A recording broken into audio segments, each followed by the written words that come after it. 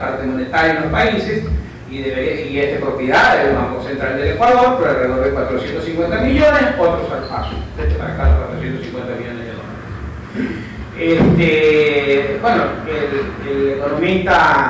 el economista Correa me achacaba a mí de contadorcito.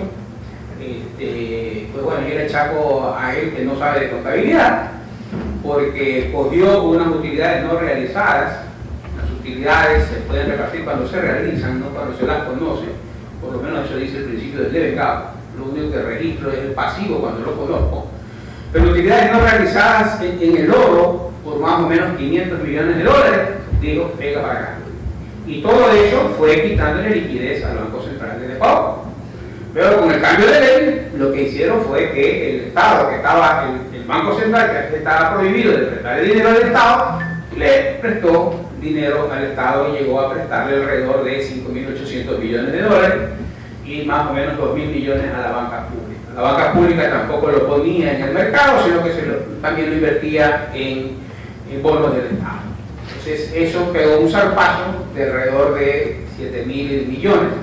Y de eso graciosamente hacen una dación en pago de 2.100 millones de dólares con acciones de 3 compañías que, bueno, para este es todo un orquestamiento de la dación en pago, ¿no? Porque primero se emitió una resolución por la cual el capital social de la banca, 5 minutos, de la banca pública se convertía en acciones. Y en ese momento se podía entonces ya negociar ese capital social, porque antes era un solo paquete que no se lo podía negociar. Esas acciones no se pueden vender, por lo tanto no tienen un valor comercial. Lo tomaron en dación en pago, que es lo que dice la resolución. La resolución dice, tiene un año para venderlo. Si no lo puede vender, tiene que hacer una 12ª parte de provisión durante el siguiente año. Eso quería decir que alrededor de 180 millones de dólares de pérdida tenía que cargar el Banco Central a partir de un año una vez recibida la dación. Pero como no les gustó eso, entonces ¿qué es lo que hicieron? Lo reclasificaron la cuenta graciosamente, por donde reclasifican de dación en pago, lo reclasifican a la cuenta 19 otros activos, con lo cual se hace una adulteración de balance. ¿Okay? Me voy a permitir, no traje un PowerPoint, así que voy a permitirme a la antigüita, realmente eso es lo que más me gusta, pizarrón. Por alguna razón, cuando aprendimos contabilidad, nos enseñaron a debitar primero. Primero el débito y después el crédito. Comprábamos un carro, entonces dice, entra el vehículo y sale el carro. Y así nos enseñaron. Pero la contabilidad es exactamente al revés. Si este es el balance, para no aburrirlos con la conocida T, primero nace el pasivo. Y una vez nacido el pasivo, entonces yo puedo utilizarlo en el activo. Eso le pasa a cualquier empresa y a cualquier persona. Si usted compra un carro a crédito, usted no obtiene primero el carro y después el crédito. Primero le dan el crédito para después darle el carro. Eso quiere decir que primero nacen los recursos y después se lo utilizan. Lo mismo le pasa al Banco Central. Entonces al Banco Central primero le nacen los recursos. ¿Y de dónde le nacen los recursos? 86 millones de dólares de esas moneditas que tenemos todos, que dicen 50 centavos. ¿De qué? De nada. Creemos que son de dólares. Entonces ustedes leen 50 centavos de nada. ¿Okay? Tienen la reserva bancaria, que en su momento estaba más o menos como por 4.000 millones de dólares, y tienen el sector público no financiero, incluido el IES, que no es dinero del Estado. De allí le nacen los recursos del Banco Central. Y con esos recursos que tiene el Banco Central, dice, ahora sí, ya tengo dinero, ¿qué hago con el dinero? Entonces, con el dinero invierto. ¿Y en qué puede invertir? Puede invertir en activos que son reservas o en activos que no son reservas. ¿Cuáles son los activos que son reservas? Activos que sean, primero, líquidos, es decir, que en 24 horas yo lo hago efectivo. Que sean seguros, es decir, que yo no pierdo capital. Y por último, rentable. Por último, si se puede, rentar. Por lo tanto, yo puedo invertir en activos de reserva o en activos que no son de reserva. El Banco Central es un banco comercial. Por lo tanto, lo prudente es que la reserva sea de este porte. Año 2008, reserva internacional 6.500 millones de dólares, precio del petróleo 142, presupuesto general del Estado 16.000 millones de dólares. ¿Cuánto había de reserva? 6.500 millones. ¿Cuánto había de depósito monetario? 6.500 millones de dólares. Lo pueden revisar en las cifras del Banco Central. Precio del petróleo de diciembre del 2008, 27 dólares el barril. ¿Okay? Y comienza a descender el precio del petróleo y se mantuvo la crisis como hasta mayo. ¿Qué le pasó a la reserva internacional? A la reserva internacional cayó a 2.500 millones. ¿Por qué? Porque los depósitos monetarios bajaron a 2.500 millones de dólares. Porque estábamos en esa situación. Estábamos 6.500 aquí, 6.500 acá. ¿Cuál es la realidad de hoy? La realidad de hoy es un presupuesto general del Estado de 34.000 millones de dólares, una reserva que no llega que anda bordeando los 4.500 millones de dólares, con 8.000 millones de dólares de depósitos monetarios, y por lo tanto con un hueco que está en este momento, está bordeando como los 5.000. Bueno, el último dato que tengo es que la cuenta única del Tesoro en este momento está por los 200 millones de dólares. Hoy está por 200 millones de dólares. Prender la luz del Estado nos cuesta 65 millones de dólares diarios. ¿Okay? Prender la luz diarios. Y hay 200 millones de dólares en la cuenta única del Tesoro. Por lo tanto, hoy el Banco Central lo que tiene es con este gran hueco que se lo llevó el Estado, que fue lo que le metieron la mano. Esa es una de las grandes preocupaciones que me queda, y una de las cosas que no se topa frontalmente en este programa. Entonces, en mi opinión, para cerrar, fue un discurso político, dijo hasta donde lo ideológico le permitía decir, pero no tocó las cosas centrales y en donde hay realmente grandes problemas. Muchas gracias.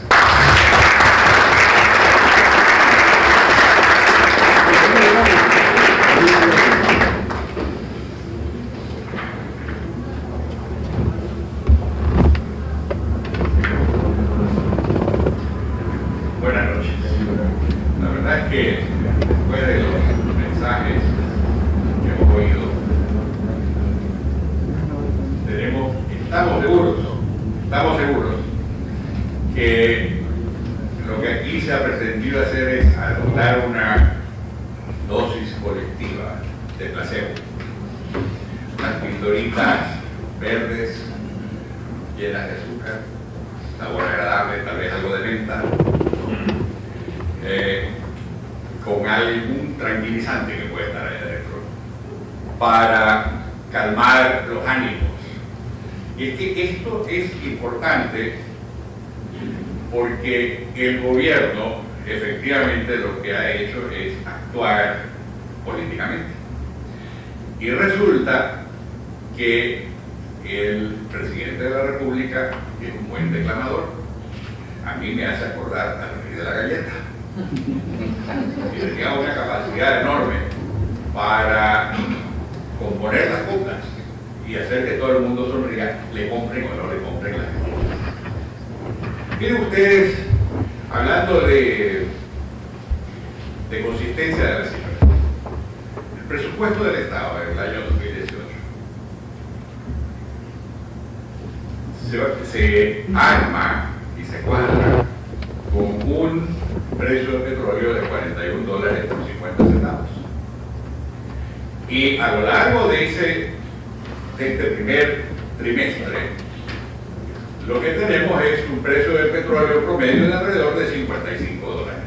Entonces cualquiera debería decir, oye, si nosotros estábamos cuadrados con 41 dólares con 50 centavos, en realidad con 55 dólares deberíamos estar en auge. Y si bien hubo la terminación del sobrecargo del IVA, del 14%, bueno, eso pasó porque era un tema puntual, la reconstrucción de las áreas que fueron destruidas por el terremoto. Y esa fue la función, y supuestamente, más allá de que no estén reconstruidas totalmente, El hecho es que ese recurso sirvió para cumplir esa finalidad.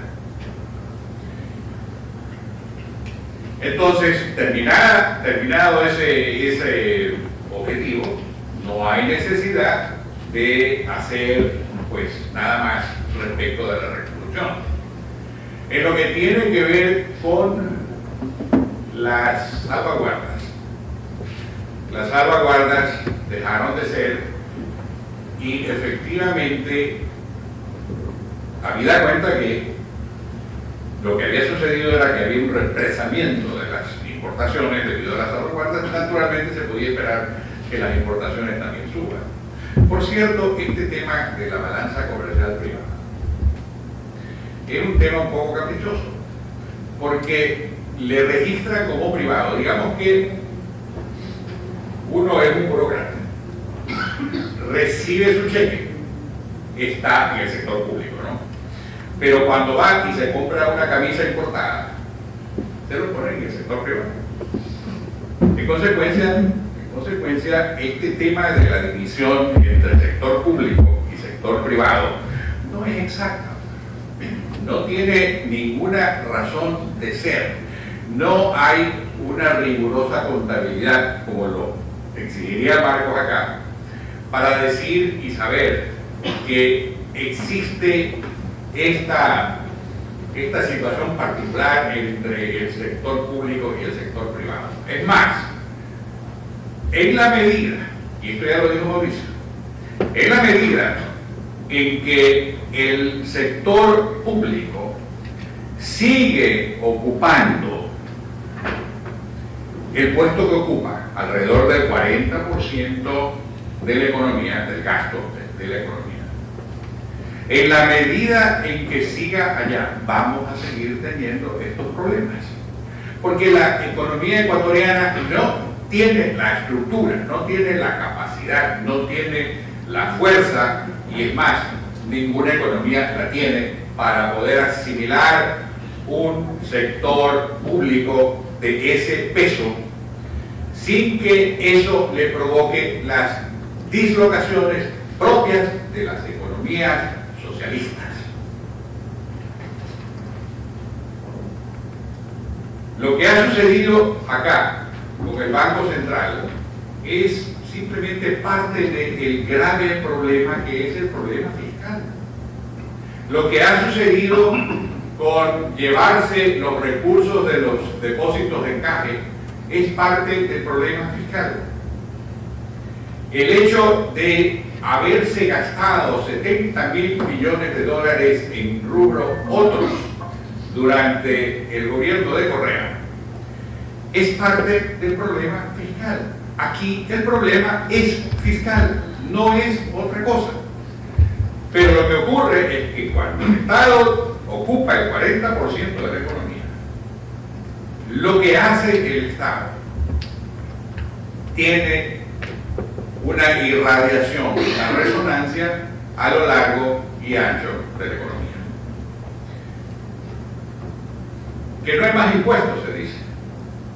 Bueno, ya Mauricio pasó por ese territorio. Yo, poco cínicamente, pero la verdad es que no necesariamente alejado de la verdad, pienso que si ahora le ponen impuestos a los seguros de salud, el día de mañana también se los pondrán el 12% a los servicios esenciales. Porque claro, si falla como es los servicios de salud, si falla la seguridad en la salud, pues lo propio que ocurre es que la gente se muere y entonces, ¿dónde está mi impuesto? Por los muertos, vaya, cóbreselo a los muertos, señor. Sí, es que lamentablemente es gente que lo primero que hace al momento de levantarse es ¿qué impuesto pongo hoy? Esa es la mantra. De eso vive. Ahora, en este momento mismo, el tema de la deuda.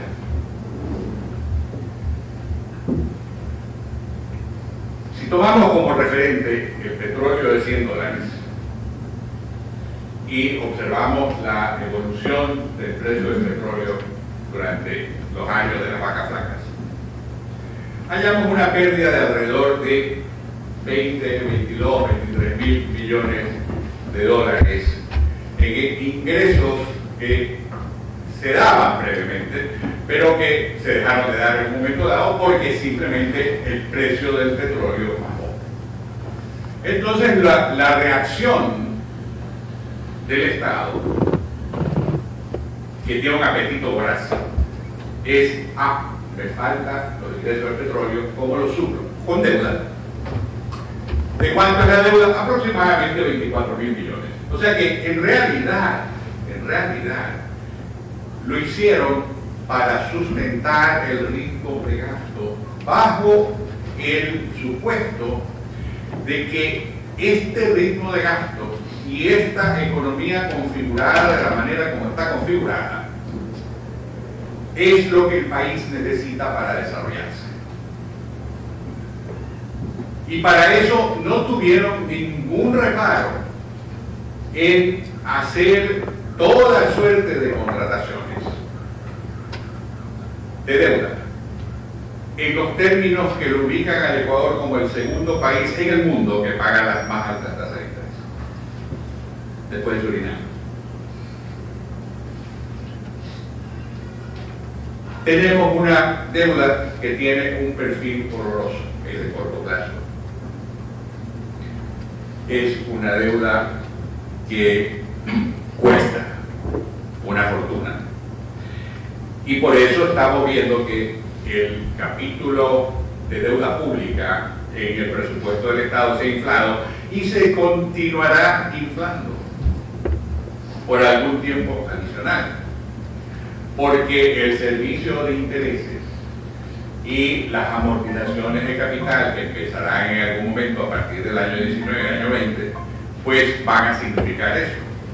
El Ecuador ha perdido en todo este trámite la posibilidad inclusive de extender la garantía soberana. La garantía soberana está dada sobre la buena fe y el buen crédito del deudor. Y es la manera como los países normalmente hacen sus operaciones. Cuando a mí me tocó, y le tocó a Mauricio, hacer la refinanciación de la deuda, lo hicimos basándonos en deuda soberana. Cuando Alberto tuviste que negociar algún contrato con el Banco Mundial, era con la deuda, perdón, con la garantía soberana. Pues esa garantía soberana se ha perdido. Hoy día el diario Expreso nos traía la noticia de que el FLAR le ha negado el desembolso por falsificación de cifras, porque ha asumido, en otras palabras, lo que para poder obtener un crédito se hace un planteamiento, se establecen unas cifras, se dice cómo está la economía y se dice para qué expresamente se requiere ese financiamiento. Pero cuando el acreedor llega a la conclusión de que esos cálculos, esas cifras que se le presentaron, no son las cifras correctas, sino que son falseadas, entonces se molesta. Eso determinó que el FLAR, según la noticia que yo leí, le pidiera que le entregara y le dejara en depósito una factura de Petrobras por 350 millones de dólares. En otras palabras, se pierde, el momento que se pierde la garantía soberana, tienen que utilizar el petróleo. El colateral es el petróleo, que es el caso de los chinos. Los chinos tienen un financiamiento que desde el punto de vista de ellos es excelente. Primero, porque la tasa es del 7,5. Segundo, porque está respaldada con petróleo. Tercero, porque la cobran con cada barril de petróleo que se compra. Entonces, a cada barril hay que mocharle aproximadamente el 20% de valor, por concepto de la amortización de la deuda y de los intereses de la tabla de amortización. Si ustedes piensan, o alguien, no ustedes, pero digo alguien en el gobierno, piensa que desde el punto de vista del acreedor que tiene esas condiciones, va a aflojar fácilmente esa presa, va a bajar las tasas de interés, va a permitir que se regrese a la garantía soberana, es porque verdaderamente sabe fumar. No va a llegar muy lejos. Aquí hay que pasar, si se quiere hacer un programa riguroso, ese programa, primero que debió haber sido hecho pues hace 12 meses. Agua debajo del río, lo que además hay que hacer, empezar a hacerlo desde ahora, pero lo tiene que hacer, porque tiene que sentarse con el Fondo Monetario en la ruta crítica, por una sencilla razón. Esa es la función del Fondo Monetario, para eso fue creado, para estas circunstancias fue hecha esa institución, y porque a partir de una discusión racional, profesional, políticamente viable, se puede llegar a una posición que determine que es viable lo que se está planteando. Una vez que se llega a esa conclusión, el Fondo Monetario, cuando los mercados de capital le preguntan ¿cómo está Ecuador? Dice, bueno, hemos tenido estas negociaciones y en el lenguaje más críptico y seco posible y neutro posible, le dicen exactamente, le dan el informe de auditoría. Eso permite acceder al mercado de capitales. Le permitió al señor Macri romper la situación creada por la señora Kirchner, a quien la Corte del Estado de Nueva York no le iba a dar respiro con los fondos buitres. A Macri se lo dio ese día. ¿Por qué? Porque se llegó con una propuesta que tenía sentido. Y los mercados de capital reaccionaron así. Ese mismo día hubo sobreoferta para las operaciones de Macri. Y desde ahí ha venido como una situación de estabilización. Entonces, para repetir, el problema del endeudamiento, un tema adicional dentro del endeudamiento, para poder acceder inclusive a subir el techo del 40%, tienen que hacer una presentación ante la Asamblea Nacional y tienen que presentar un programa macroeconómico, más o menos lo que tendría que presentarle, digamos, al Fondo Monetario Internacional. La Asamblea le puede permitir, en consecuencia de eso, que se sube el techo. Lo que no puede haber en cualquier alteración de eso, y creo que lo dijo Marcos, es que, no, Mauricio, que esto de aquí simplemente sea un cheque en blanco. Porque si es un cheque en blanco, esos ingresos de capital irán a financiar gastos de consumo, que es lo que ha pasado. 35.000 millones en exceso entre ingresos de capital y gastos de consumo. O sea, ha habido distracción de fondos y volverá a haber, porque la presión es muy grande, porque el bajar el tamaño del Estado no está en la partitura de ellos. Bajar el tamaño del Estado del 40 al 21 en el tiempo, que es una tarea difícil, en el mejor de los casos, y con todo el poder de por medio, cuando no se tiene la voluntad, no se va a hacer. Entonces, yo personalmente considero que más allá de los mensajes, más allá de las propuestas, que sí, en su conjunto lírico, van en la dirección que esperamos.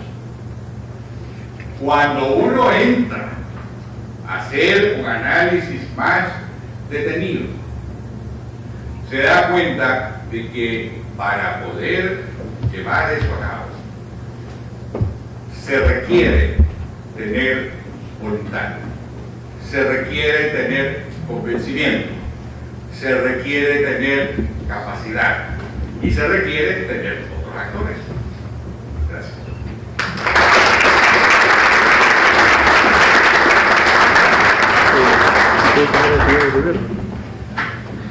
Bien, vamos a tratar de hacer un resumen. Creo que los tres expositores, cuyo nivel no se puede discutir, encuentran que hay, con matices diferentes, cosas positivas y negativas, ¿verdad? Hay un cambio de discurso, hay el reconocimiento de que se necesita cambiar el modelo, hay el reconocimiento de que se necesita bajar el tamaño del Estado, hay el reconocimiento que el déficit se tiene que reducir, pero estamos hablando de un tema de velocidades y magnitudes. Un poco, para ser gráficos, tenemos un eco aquí.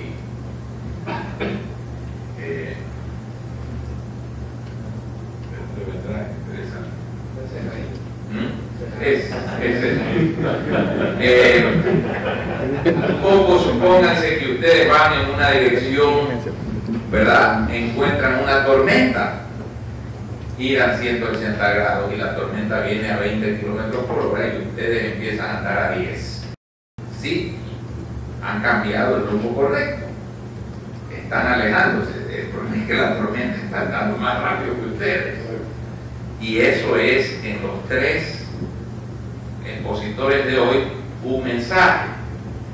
Tenemos que ver en lo concreto qué va haciendo el gobierno para que del enunciado a la práctica podamos ver si el plan va a resultar.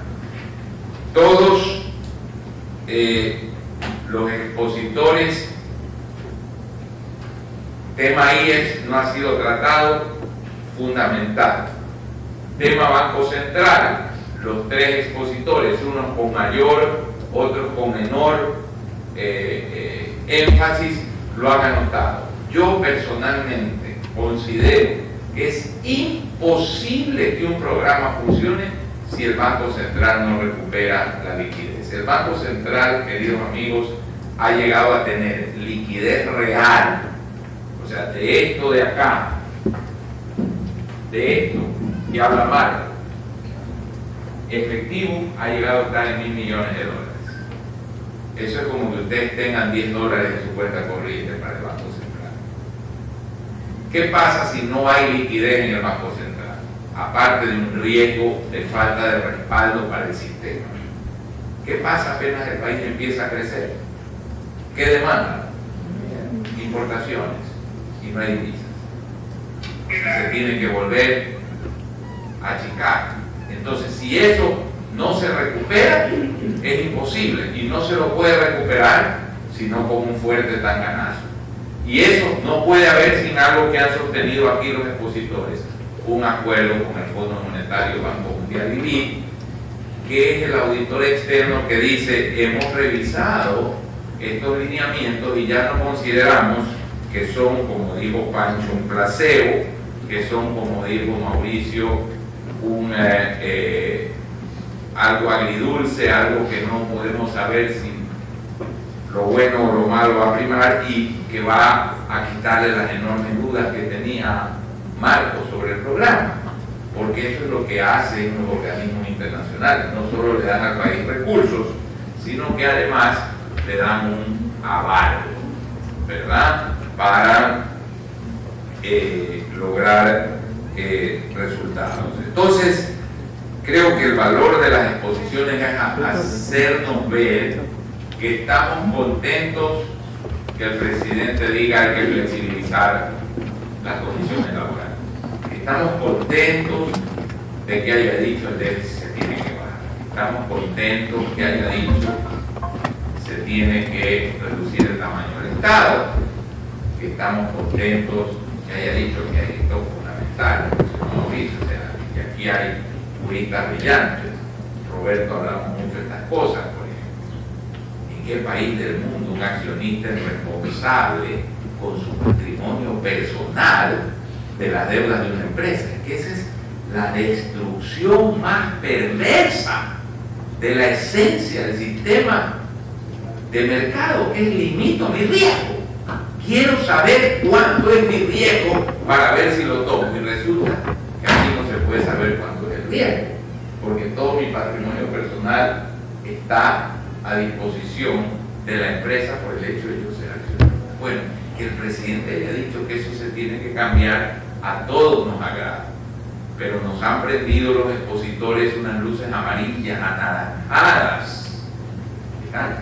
Son anaranjados encendidos que si uno se confunde se vuelven rojas. En lo concreto no vemos que las cifras cuadren, no vemos que las cifras sean realistas. Por ejemplo, si dice vamos a eliminar la necesidad de deuda, bueno, si yo tengo déficit, porque dice voy a llevar el déficit a 2.8, a menos que a mí alguien me explique una economía que no he aprendido y que puede ser que exista, la palabra déficit automáticamente significa deuda. Porque si yo gasto, ¿qué es el déficit? La diferencia entre lo que me ingresa y lo que he gastado. Si lo que he gastado es mayor de lo que me ha ingresado, ¿de dónde lo saqué? Sola y exclusivamente de deuda. Entonces, ¿cómo puede el programa decir vamos a reducir la deuda y decir voy a tener déficit? Y estas son las cosas que hacen que vayamos, que tengamos la necesidad de ir siguiendo este programa y las acciones del gobierno muy día a día para ir ante la declaratoria del rumbo correcto, exigiendo las velocidades para que la tormenta que viene atrás no nos agarre más.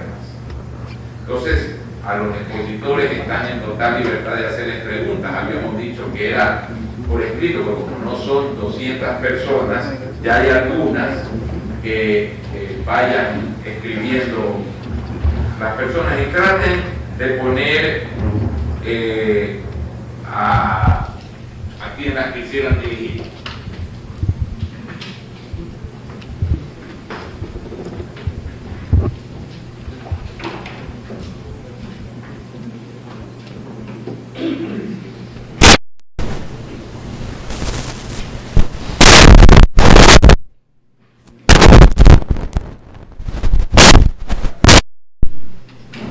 La pregunta dice: ¿la amnistía tributaria se aplicará a quienes ya firmaron convenios de pago con el SRI y desde cuándo comienza su aplicación? Señor Orlando no está aquí, así que no. Tienen que hacer un instructivo para ver cómo van a aplicar la decisión. Lo que sí les puedo decir es que por concepto, una amnistía tributaria que se lo ha hecho algunas veces, muchas, puede ayudar en un momento determinado, pero es un shock de liquidez, es decir, entró la plata y si no hay orden fiscal, lo que hemos hecho es patear el problema para adelante y no hemos resuelto. Y normalmente debe ir acompañado de una reforma tributaria, porque muchas veces se produce por problemas de la propia estructura legal en el marco tributario. No, a mí en el tema de amnistía tributaria, no me voy a meter en un campo que no es mío, pero me preocupa el tema de discriminación. ¿Por qué solamente las personas jurídicas y no las personas naturales? Entonces, desde el punto de vista constitucional, Roberto, especialista, yo simplemente dudo y dejo sembrada ahí la duda de que si eso no es inconstitucional, esa discriminación. Ok, Pancho, ¿cómo van a activar los procesos de alianza público-privada si estas ya existen desde el 2017 y no despegan? Porque existe un comité que no funciona y no hay cabeza que lo conduzca. Bueno, que no funciona. Miren, este es el problema de estas ideas así un poco exóticas, estrambóticas, que parecen que suenan bien, pero que luego no funcionan. Ahora se les está ocurriendo armar una suerte de corporación, otra holding. La anterior parece que ya no funciona. Otra holding, ¿no? Para los temas referentes a la obra pública y a la infraestructura. Cada vez que hay una propuesta de crear algún consejo o alguna cosa, yo siempre entro en suspicacia de que lo que se está tratando de crear es otro piso de esta torta burocrática, ¿no? Porque es todo esto crea intereses adicionales, intereses de poder, intereses de autoridad, intereses políticos, ¿no? Y como estamos hablando de cosas grandes, ¿no? Naturalmente atrae a la gente para ser parte de eso. Siempre estos consejos tienen una estructura, unos cuantos miembros, quien la dirige es nombrado por el presidente de la República, tiene su sede en Quito y actúa sobre todo lo demás. El problema, pues, no está en crear más burocracia, es al contrario. Lo que hay que hacer es consolidar. No hay razón alguna por la cual no puedan funcionar más de los 13 o 14 ministerios que existieron tradicionalmente en el país. Si funcionaron. No hay razón para que, por ejemplo, exista un poder de control ciudadano que le cuesta, pueden ver el presupuesto, $500 millones al año. $500 millones. Y así por el estilo, ¿no? Este es el reino, el imperio de la burocracia. Y la única manera de cambiar ese imperio es haciendo las cosas al revés, haciéndolas de otra manera. De donde hay la tentación de crear más burocracia, lo que se debe de hacer es consolidar, bajar. El Estado no está ahí para mandar, el Estado está ahí para servir. Esa es la razón del pacto social.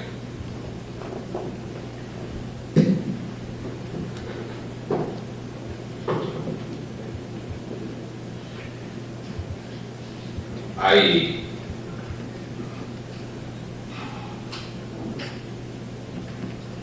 al economista Pozo, al reducir el gasto público de una manera más drástica, ¿cómo planearía reducir el shock económico al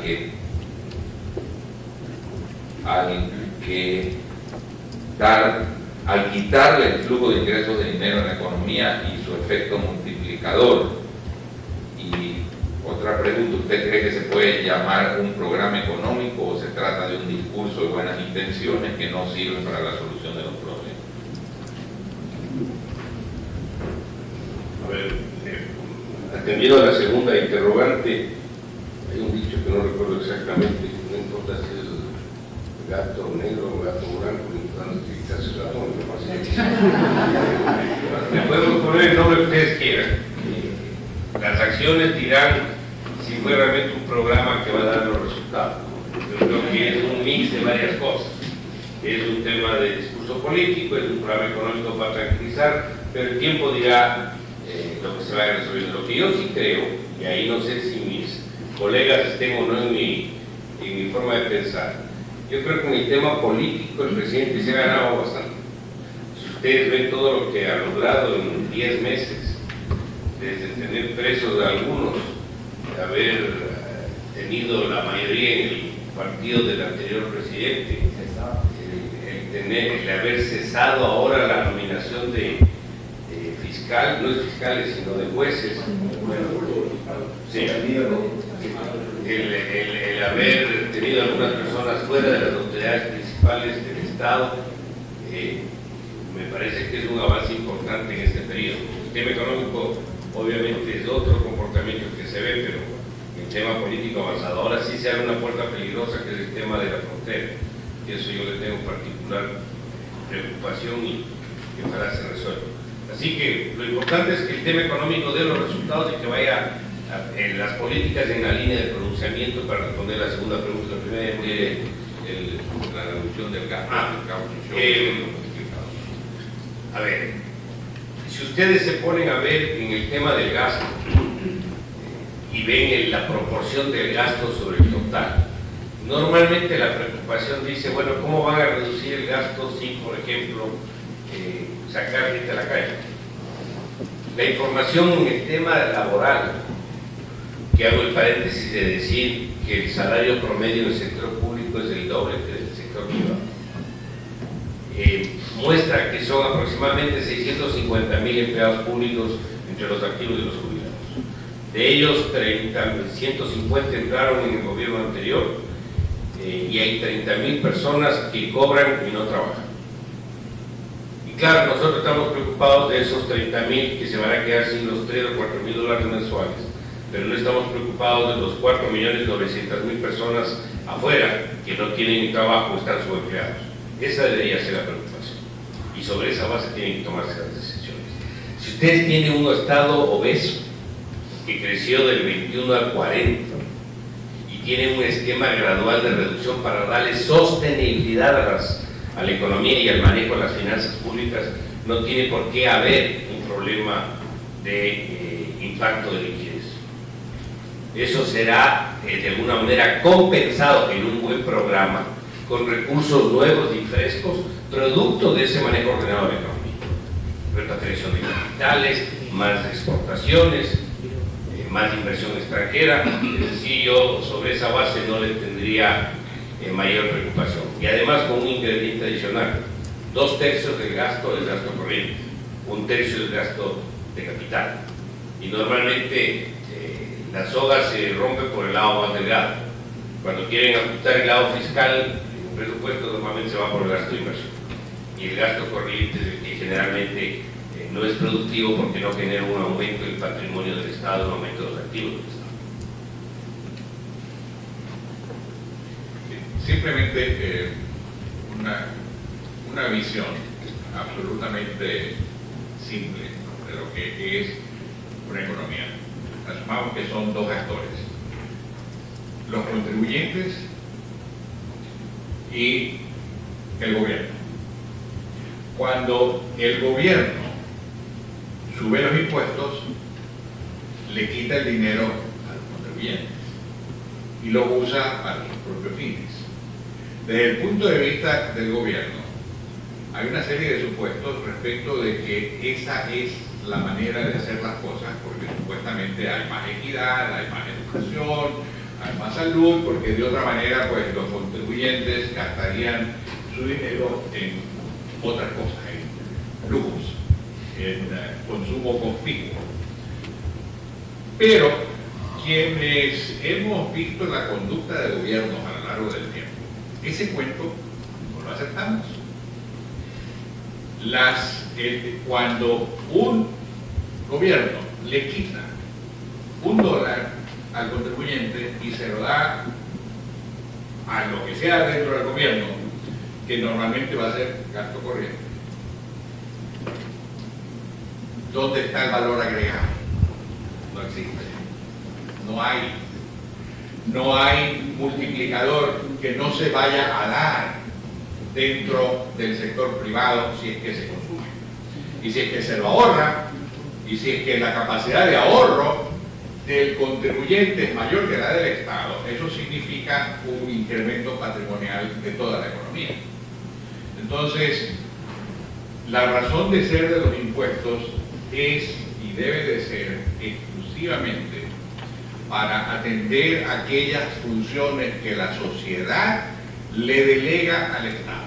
Para eso el régimen tributario debe de ser un régimen tributario que le permita al gobierno y le permita a la sociedad, primero, poder pagar los tributos, porque de otra manera entramos en estos temas de las amnistías tributarias, o tenemos distorsiones como las que produce el impuesto a la salida de capitales, que lo que hace es que evita la entrada de capitales a la economía.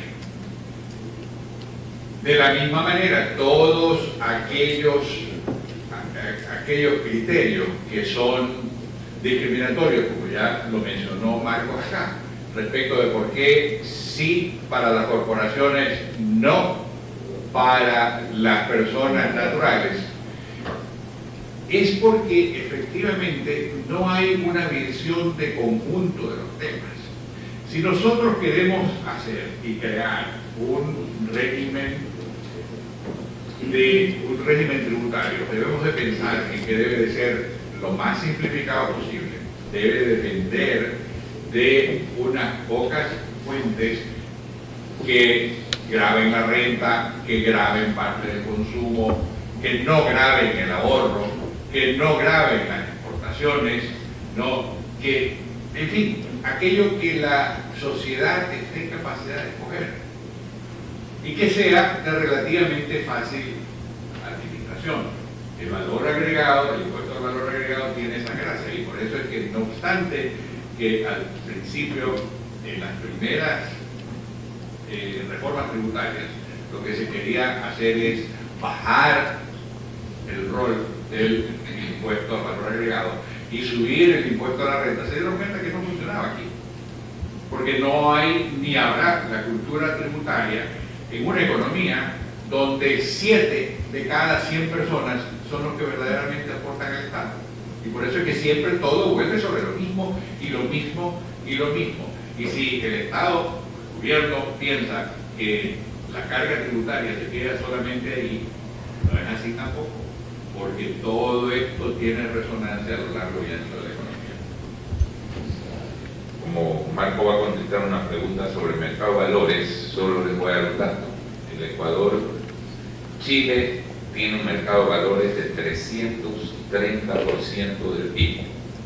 Colombia, 220% del PIB. El Ecuador, 6% del PIB. Debería estar en la cárcel quien dirige, esa señora, ¿cómo se llama?, que dirige la superintendencia de compañías. 6%. Para ponerlo en perspectiva, lo que Ecuador transa en un año, Colombia lo transa en un día. Ese es el tamaño del mercado de valores. Poniéndolo en perspectiva. Y bueno, la bolsa de Nueva York une las bolsas en una hora. Una hora en New York Stock Exchange. Nueva York, en su conjunto, en alrededor de 35 minutos. Y New York Stock Exchange en una hora. Bien, dice cómo van a dar mayor seguridad en el desarrollo empresarial del mercado de valores. Una de las mayores seguridades que se puede dar es la transparencia. Y una de las características del mercado de valores es la transparencia.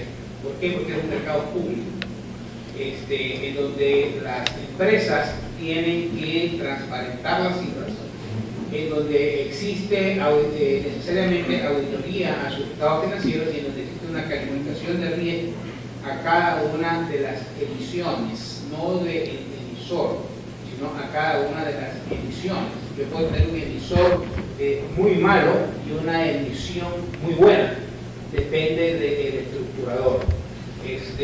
Por lo tanto, la primera garantía que se da es la transparencia.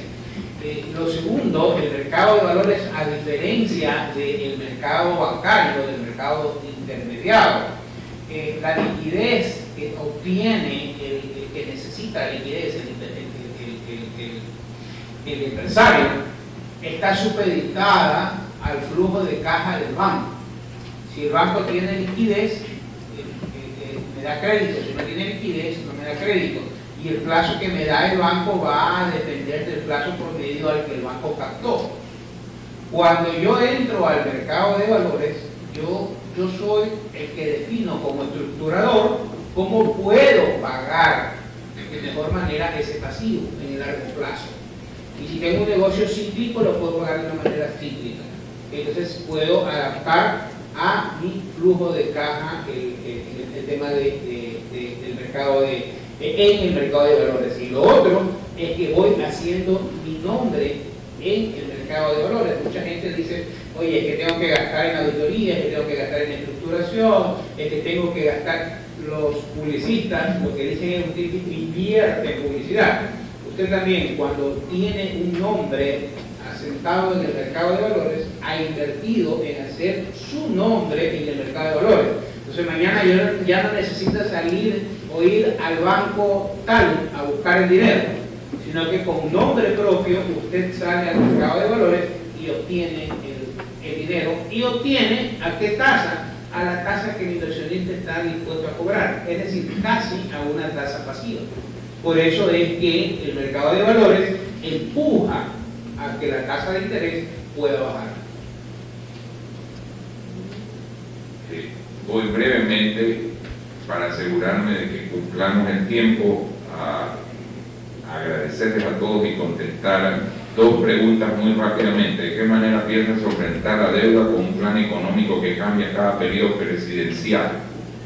Ojalá el presidente, con el enorme caudal político que ha adquirido, hubiese propuesto un plan nacional de objetivos que no cambien con los gobiernos como lo tiene Chile o lo tiene Uruguay. Cualquiera sea el gobierno, hay unas metas a donde se cambia el tono de la pintura, pero no se cambia la decisión de pintar la pared. Y sobre la inmigración venezolana, va a poner presión hacia abajo en los salarios, sobre todo del sector informal, en los ingresos del sector informal.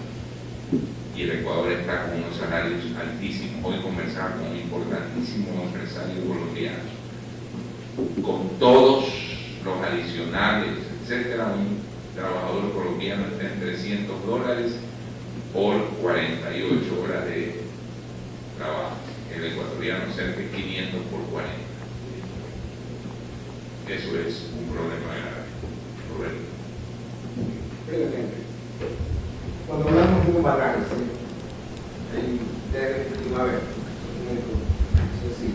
cuando hablamos de un programa económico, ¿qué estamos hablando? No tiene una estructura básica, mínima que tiene que tener un plan económico.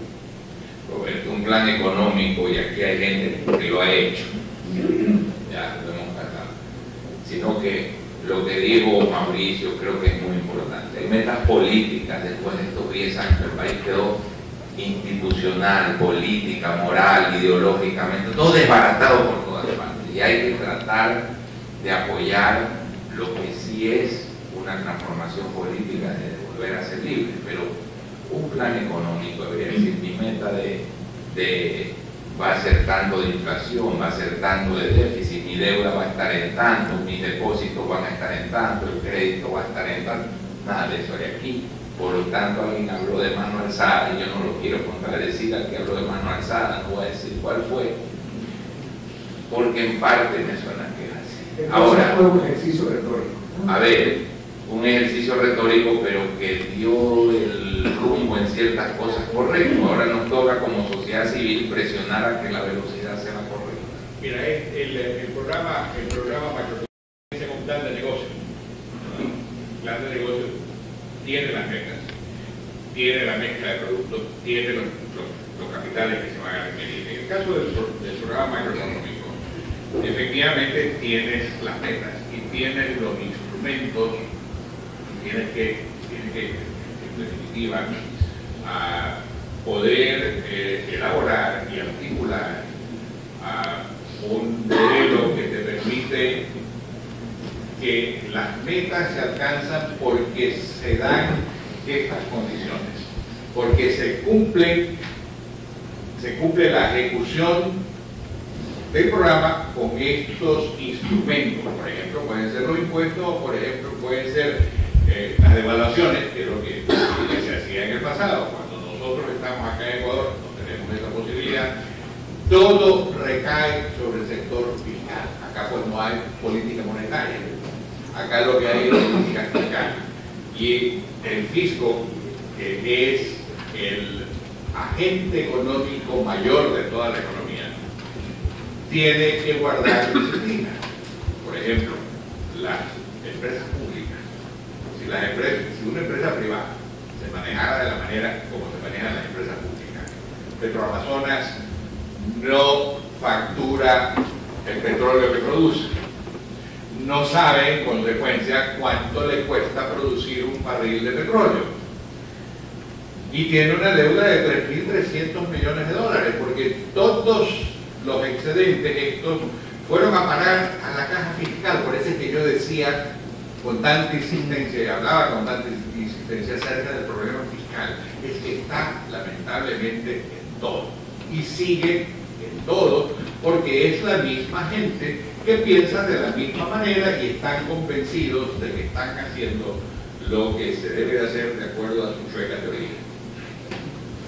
Bueno, muchas gracias a todos por su presencia, y en especial agradecimiento a Marco, Mauricio y Pancho. Creo que ha sido un lujo para ustedes poder tener a estos